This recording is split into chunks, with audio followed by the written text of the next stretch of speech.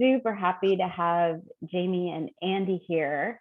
Um, Jamie has been, an active member of the synagogue, and just to tell kind of a personal story, Jamie and Fran and I all have babies born in 2008, and we have been part of a play group now for 12 years. It went a little fallow when the kids started school, but we have celebrated a lot of early milestones and early birthdays together, and it just kind of makes me feel warm and fuzzy, because we've got to know each other first as parents, and then to really allow you, or give you an opportunity to shine as your professional side, I think is super cool. When we first met, you were teaching at a school, and this was really part of the career trajectory that you wanted for yourself. And now you're part of Jewish Family Service, heading up a group and living your passion. So with that, I want to hand over to you to talk more about what you do, about Real Abilities, and to introduce Andy. Sure. Thanks, Karen, and thanks, Lisa, for this opportunity and for the platform and for Shalom and for the women's group. So I appreciate that. My name is Jamie Weiner, and I'm a licensed clinical social worker, and I work for Jewish Family Service. I'm the manager of disability services in the Alexander Institute for Inclusion. One of the big programs that a lot of you know about, because I know a lot of you come and volunteer at least when we were in person, is Celebration Company, which is one of our major programs under disability services, where we employ adults that have intellectual disabilities, and they create products that help you to celebrate the good in life. And we appreciate the partnership that we have with the synagogue and the support that you give back to that program, especially. As part of the manager of the Alexander Institute for Inclusion, one of the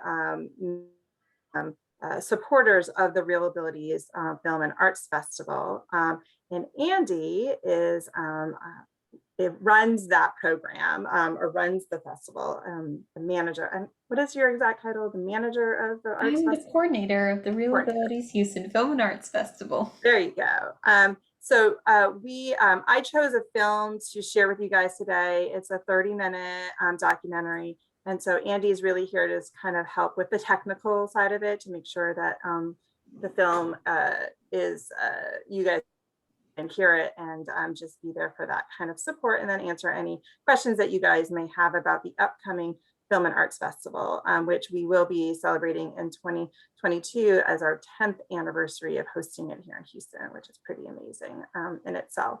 I'm excited to have her share our Sunday with us. So I did write up a little speech, so I'm going to go ahead and read that. And just to let you know, we will not be recording the actual film, because we don't have the rights to record it, but the film can be seen on YouTube. And so we will share that link with you. So if you ever want to see it again or share it, with family or friends, you guys can do that on your own. You don't need to have any rights to watch the film again. So this film, The Unconditional, was featured in the Real Abilities Houston Film and Arts Festival, which promotes inclusion and celebrates the lives, stories, and talents of people with disabilities, making an impact that lasts far beyond the festival. This movie makes me both happy and sad, and sometimes I'm holding both feelings at the same time. It is an intimate and unflinching look at one family's day-to-day living with disabilities. It brings to focus areas of discussion, such as inclusion, communication, empathy, fairness, feelings of loss and hope, and unconditional love. Please sit back and take this journey with me as we meet Keith, Meryl, Colby, and Leighton. I look forward to our discussion about this film afterwards. So take it away, Andy. Just discussion. I do have some talking points that I would like to bring out, but at first I would just love to hear everyone's initial kind of feedback or feelings. It is a very emotional.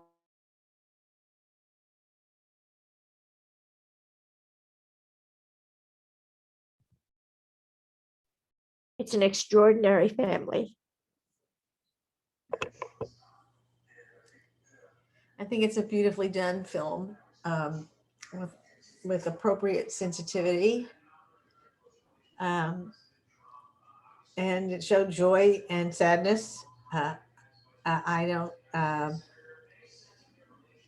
how these two people manage their situation is, I mean, they have no choice, but they do it so lovingly and with sadness, but not with complaint so much.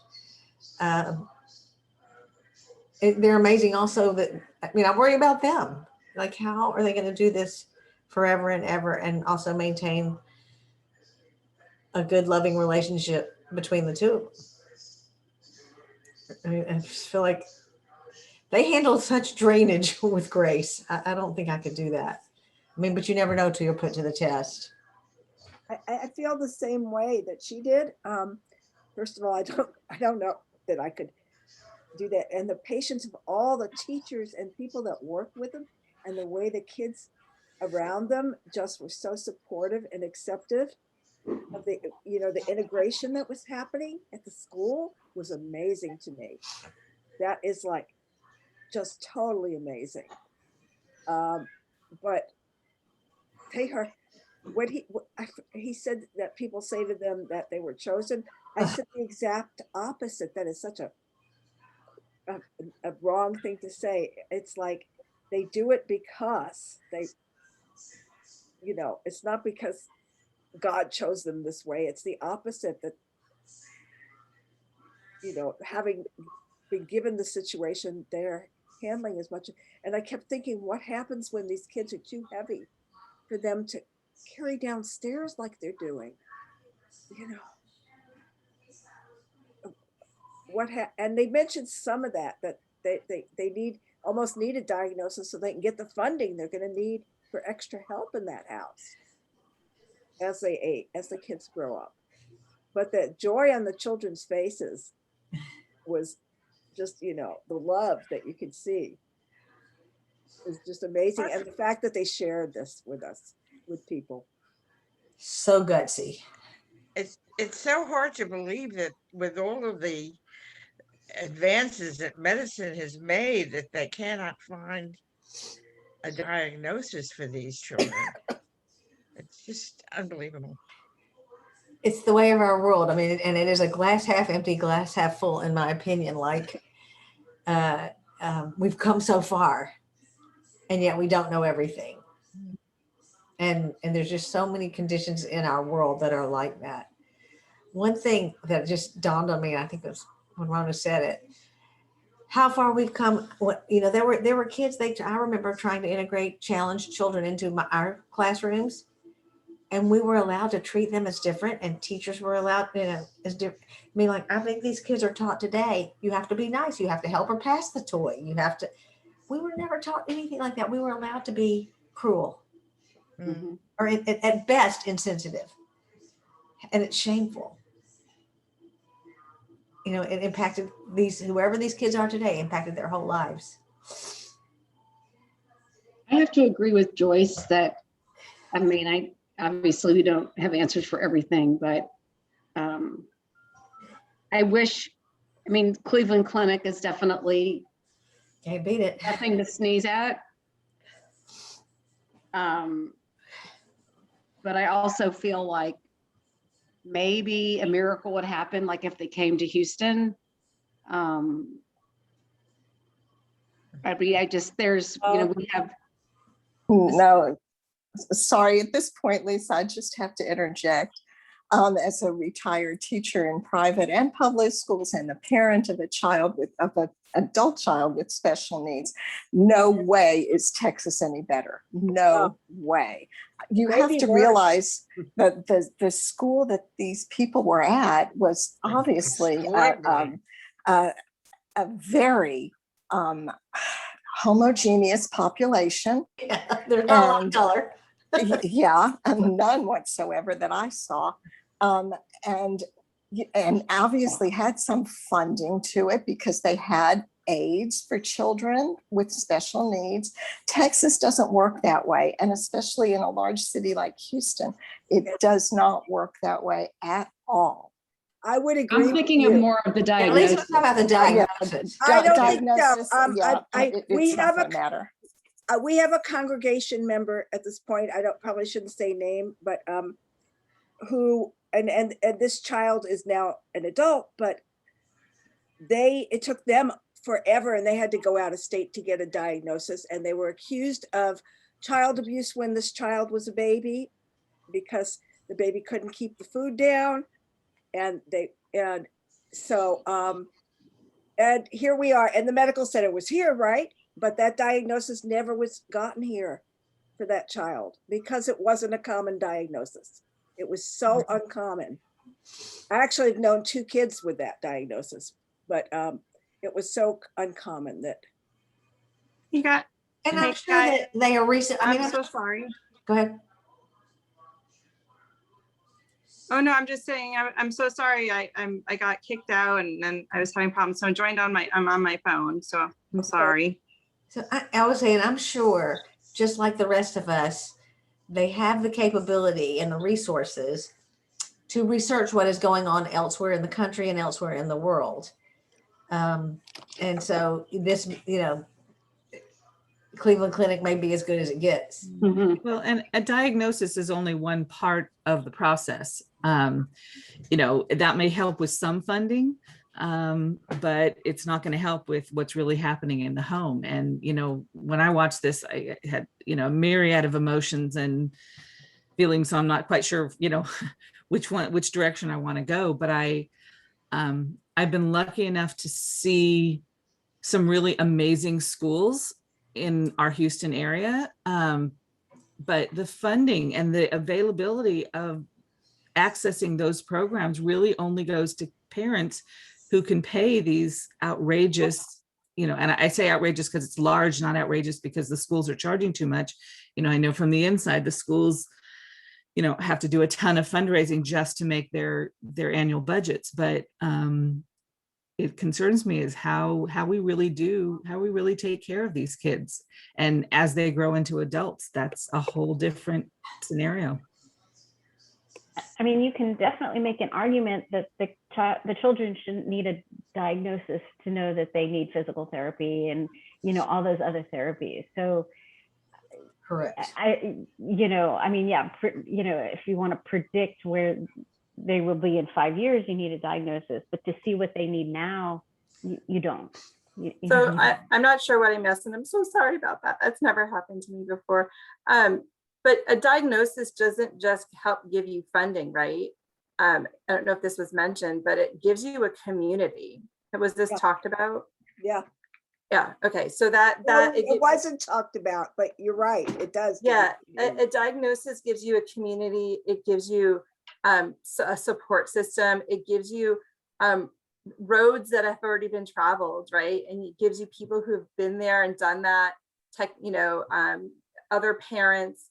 And so it gives you a roadmap in some sort of way. And so, yes, the lack of diagnosis cuts off funding and resources, but it also makes you feel really lonely when you don't have that community. Because if you have the diagnosis of autism, or if you have the diagnosis of Down syndrome, or if you are bipolar, there are resources and there are communities out there for you to join, and support groups and other families who have gone through that journey in some way, shape, or form. But undiagnosed is very, very hard. So that's the other part. It makes you very lonely. That's what I was actually wanting to bring up, Jamie, is that, and we see these people at our work where they're coming in from all over the world to have treatment or to get tested. And it just really, you can never underestimate the hardship that they have. But when you see them together and comparing tests and treatments and things, and even questions about the siblings. I mean, there is like a lot of beauty in that. I'm not trying, Phyllis, I'm not trying to minimize it. It's just that, we see that. That's why it makes me sad that, I mean, like I said, I'm not saying that Cleveland Clinic doesn't know what they're talking about, but I mean, I'm not trying to compare, but we just see some amazing things happening here. The best Anyway, resources often come from the parents.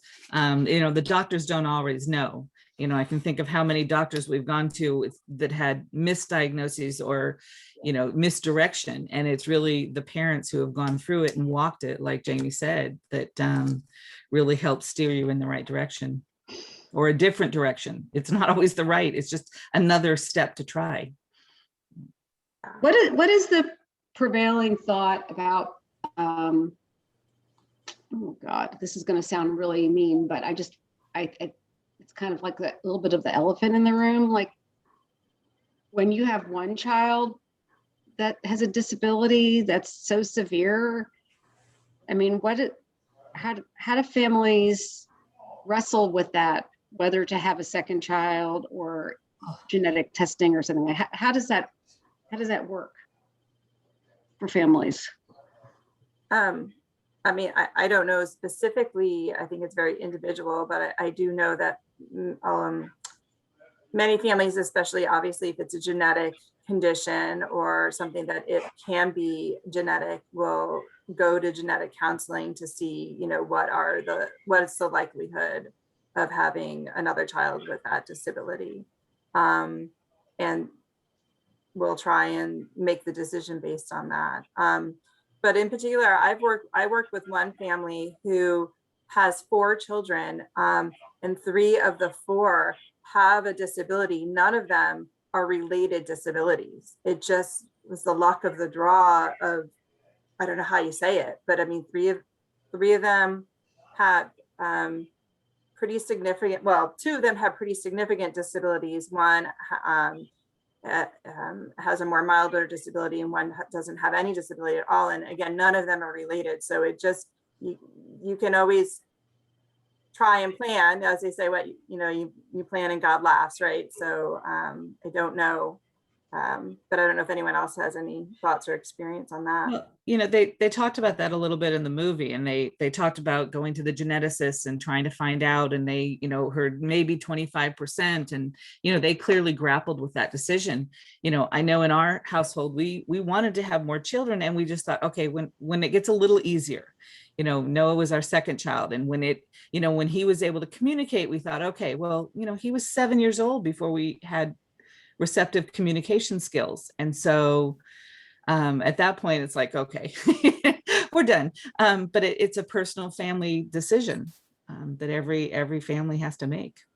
Yeah. And Lisa, a lot of times parents don't know. You don't know. You know that your child is maybe a little behind or this or that, but they'll catch up and so on and so forth.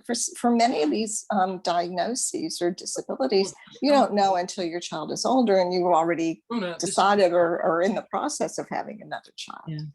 Well, I'll say one other thing too is when Sam and I were dating, that was having kids was something he was very afraid about, not because of the autism, which our son does have, but his cousin had progeria, which is an extremely rare, rapid aging disease. And he watched his cousin, who was, really his best friend, grow up and die at the age of 14. And so that terrified him. That was not something he wanted to do. And we had to, really think that through and struggle. And he was pretty scared. And ultimately, we decided to have kids, and we're, blessed with the 2 we have. But it's a personal decision that everyone has to struggle with.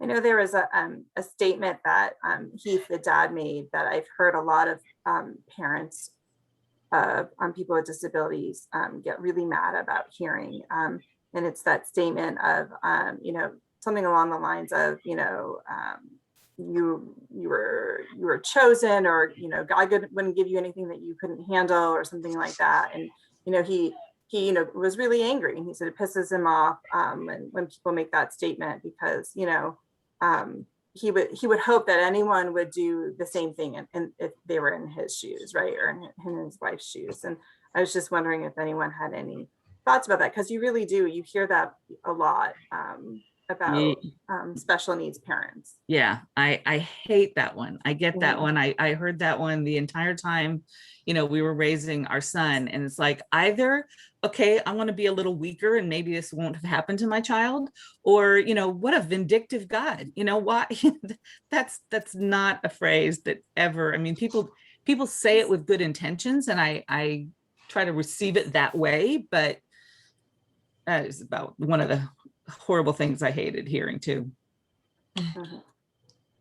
I agree 100%. And I still hear it, as old as David is, I still hear it. Oh, he's so lucky to have you. No, he's not so lucky. We're not that great. We're not that different. No.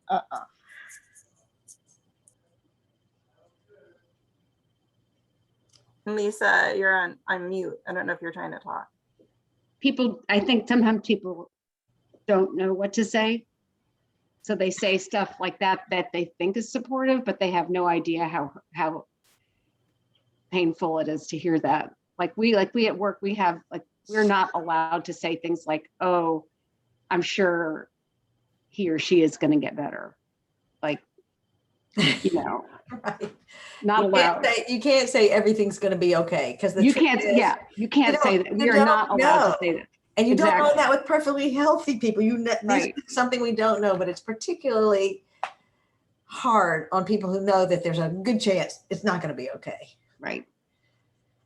And it's true, because you hear, like, you thinking like, no, you don't say that, because it's, but we're trained for that. I mean, like, so other people have that training too, but so many people have no idea that that's how painful that is to hear that. Yeah, I think it comes from a place of good, right? But they, it's not. We need to retrain the community around. It's a failure to acknowledge how difficult the situation is for the person or family that's dealing with it. It doesn't honor their situation. It's your desire and something you want to believe, but they and those of us who've been in similar situations don't have the luxury of believing. Yeah.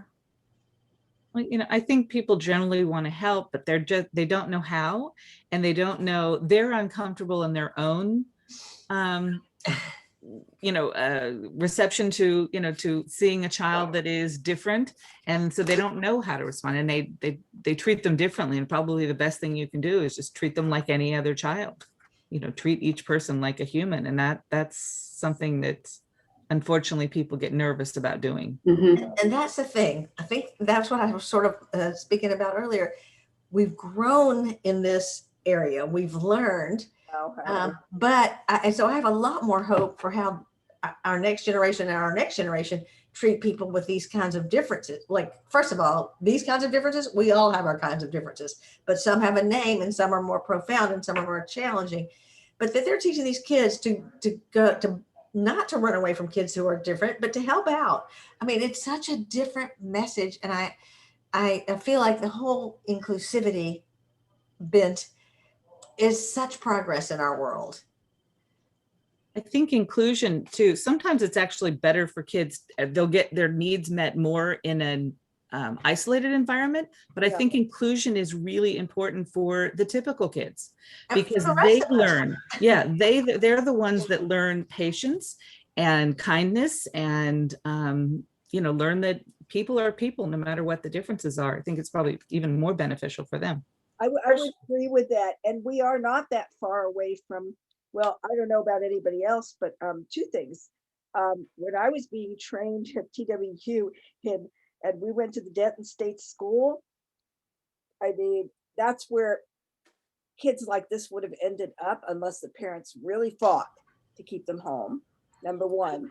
Okay, and I think these parents would have, but there weren't services. So you were just told, well, put your kids in institution, and basically they died. That's why Downs I was taught a Down syndrome person would last till about 20 or 21 because of heart problems. Well, that's because they were institutionalized.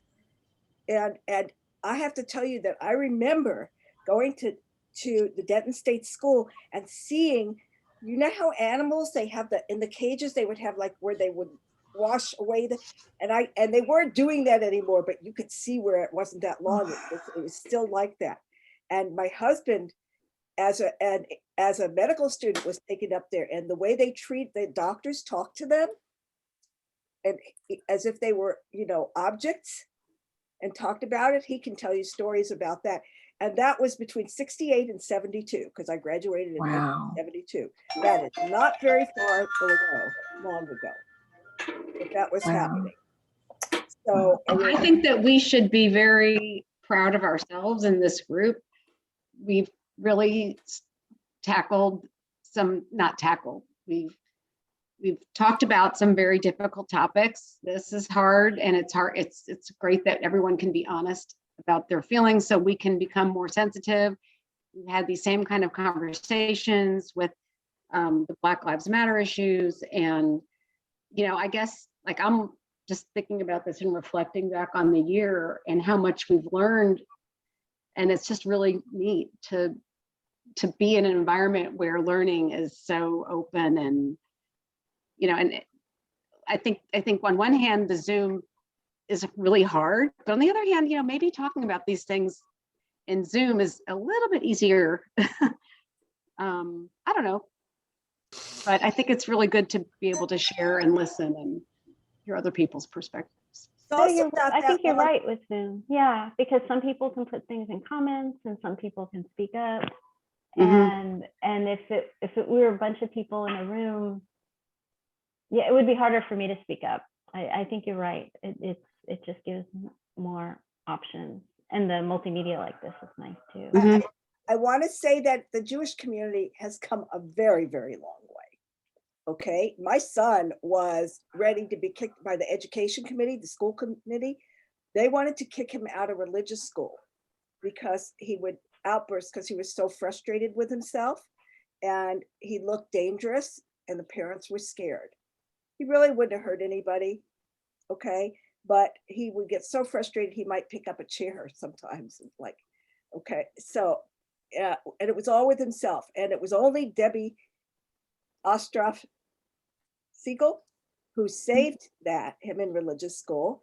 And many of you are shaking your heads because she arranged, our religious school teachers were not trained to handle and Ian, who is amazing now, but they weren't trained for that. And she saw that he really, really wanted to learn, probably more than the other kids. And she just made an arrangement that he would come to her office when he would start to feel like that, and he could finish there. And that's what did he, on a one-to-one basis, he was great. It was the same thing with Kenneth Propus. Kenneth Propus loved working with him one-to-one, but in choir, he'd get frustrated, and it was in the kids' choir, and it was a problem. So, but yeah, they kicked him off the bus, and I had to start taking him from Fondren to religious school, but at least they managed to not kick him out of, she convinced them not to kick him out of religious school. And there were no special classes. When you kick out the child, you're actually kicking out the family. Because they did. They would have. I would have had to go somewhere else. Yeah, because you lose the whole family from the community. So you really need to try and work with the family, with the student, and trying to make it work, because that's not our intention. We're an inclusive community, right? And so we really want to try and make it work with everybody. So that, and I'm glad that worked out for you. Matthew Shuren told me to go to Brit Shalom when we moved here. I'm serious. That worked out nicely for everybody. Yeah. Well, I actually joined the little congregation in Missouri City at the time for the beginning years, and then we ended up at Brit Shalom. But when I went synagogue shopping, I went to Beth Yeshurun because in Illinois, the Northbrook Large Congregation had a special needs class for kids like Ian, who just needed a little more time, a little more help, okay? And they met one less day a week. They didn't meet 3 days, they met twice. So I figured the largest congregation here would have that. No, they said go to Brit Shalom. Well, the larger ones can often not accommodate. Like Hannah's daughter and the history that they, so but anyway, that's what they had said to me when we were talking there. So It's often the larger congregations that can't accommodate. The smaller congregations have the ability to see each person because education doesn't look the same for everyone. And so whether, Debbie brought, your son into her office, that's, he was getting an education, and it's a willingness to be able to see. I mean, I think, Ber Shalom has done that well over the past, 10, 15 years that I've seen in terms of bar bat mitzvah.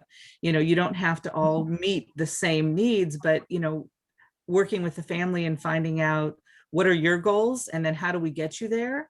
There are more resources today. We just need to start, we need to use them, and we need more people. It's, you can't throw, one teacher in a room with 15 kids and expect, her to be able to handle all the nuances in the room. I just want to interrupt to remind you or let you know some of the history of Ber Shalom is that Rabbi Kahana had a daughter with special needs, and she was bat mitzvahed at the congregation, and I think the congregation learned a great deal just from that experience. Rena, her name is Rena. Rena. Correct.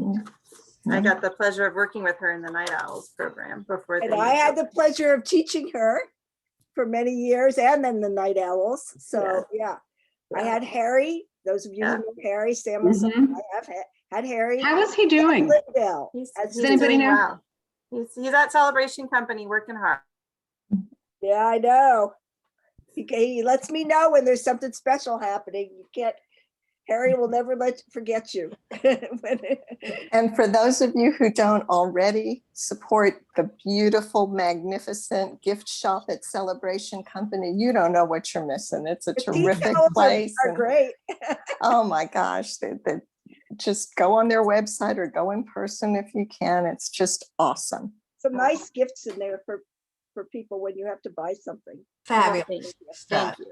Well, thank you. I feel like we could have a whole other hour or more to discuss. You guys are a lovely group. Thank you so much. And maybe we can do this again sometime. Lisa and Karen, love to be able to do it again. I do hope that you will mark your calendars for Real Abilities 2022, which will be in February. Like I said, we will be celebrating our 10th anniversary of Real Abilities in Houston, and we're very excited.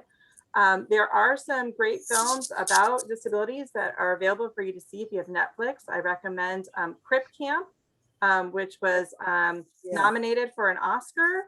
And if you've seen it, great. And if you haven't, I recommend you watch it. It's really amazing. And feel free to reach out to me if you have any other questions or comments or any other film recommendations that you're looking for. Lorna, thanks for joining us from DC. I love having you here. Hey, Jamie, who are the chairs for this upcoming Real Abilities? I'll let Andy make that formal announcement. Andy, who are the chairs for this upcoming Real Abilities? So you're all getting a sneak peek into the Real Abilities 2022. So we are honored this year to have 4 people in our leadership team. We have Eve Laban, who is the chair of JFS Houston's Disability Services Committee. Marcy Margolis, who's been very involved in our mental health first aid program. And then for co-chairs, we have Michael McCullough. He is a strong advocate in the disability community in Houston, having served on the Houston Mayor's Office Commission for Disabilities, as well as founding an organization that assists blind people use technology like iPhones and iOS products. And our second co-chair is Diana Codaspoti. She is she currently works for Disability In, which is a Washington, DC based organization that is really focused on disability inclusion in corporations. She's based in Houston and has been involved with Real Abilities for over 3 years now. She is a little person who does Tough Mudder races. And so I think as a Real Abilities activity, we might try to all do Rough Mudder competitions, which would be really interesting to see. I think I'm willing to be a spectator. I think we can get Karen and Francine to definitely do the Rough Mudder. For sure. This was